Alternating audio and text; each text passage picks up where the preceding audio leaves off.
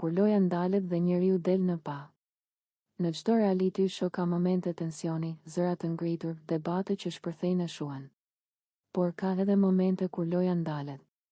Jo sepse produksioni e ndalon, por sepse njerëzilku e kërkon.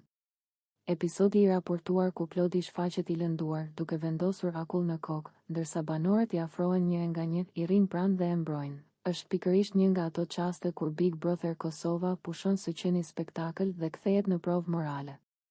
Akulli mbi kokë është gjest i thjesht, pothuajse banal. Por në atë kontekst, ai bëhet simbol. Simbol i dhimbjes që kërkon lehtësim, i tensionit që duhet ftohur, i një trupi që ka kaluar një kufi dhe kërkon mbrojtje. Është një imazh që flet më shumë se çdo debat, një njeri i ulur, i heshtur dhe rreth tij të tjerë që për një moment harrojnë lojën.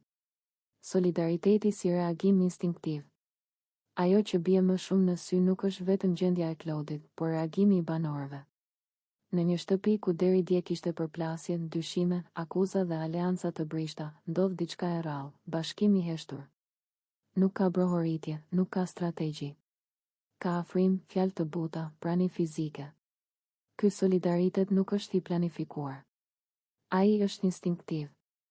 Është reagimi njerëzor ndaj perceptimit të rrezikut. Banorët krijojnë një rreth mbrojtës, jo për të fituar pikë, por për të vendosur kufi. Deri këtu po, më tej jo. Dhe ky rreth është mesazh i fortë për publikun, edhe në një lojë ku gjithçka duket e lejuar, dhuna nuk është normale. Psikologjia e pas incidentit. Nga këndvështrimi psikologjik, momentet pas një përplasjeje të tillë janë kritike. Trupi mund të ketë dhimbje, por tronditja emocionale është ajo që lë gjurmë më të thella. Vendosja e akullit është kujdes për trupin, prania e të tjerëve është kujdes për mendjen. Këtu, Klodi nuk është më lojtar, strateg apo kundërshtar. Ai është individ i cenueshëm. Dhe kur banorët i afrohen, ata i njohin këtë cenueshmëri. Ata i japin atë që çdo njeri kërkon pas një tron. Ditjeje, siguri. Mesazhi është i qartë, je i mbrojtur këtu. Në psikologjinë sociale, kjo quhet validim emocional, pranimi i përjetimit të tjetrit pa e minimizuar.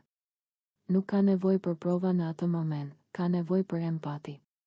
Dhe empatia është mjet shërues. Etika e kufive të pakalueshëm. Edhe si pretendim, një episod i tillë e vendos formatin përballë një parimi të panegociueshëm. Dhuna fizike është vije e kuqe. Big Brother mund të tolerojë konflikt verbal, strategji të ashpra, por nuk mund të normalizojë cenimin fizik. Nëse loja lejon që ky kufi të turbullohet, ajo humbet legitimitetin e saj si eksperiment social. Këtu lind përgjegjësia etike e të gjithëve, banorëve, produksionit, publikut. Banorët duke reaguar dhe mbrojtur, produksioni duke ndërhyrë, sqaruar dhe vendosur standarde, publiku duke mos kërkuar spektakël me çdo kusht. Sepse spektakli që ushqehet me dhimbje reale nuk është më argëtim, është shfrytëzim. Roli i dëshmitarëve, heshtja apo ndërhyrja. Një aspekt thelbësor i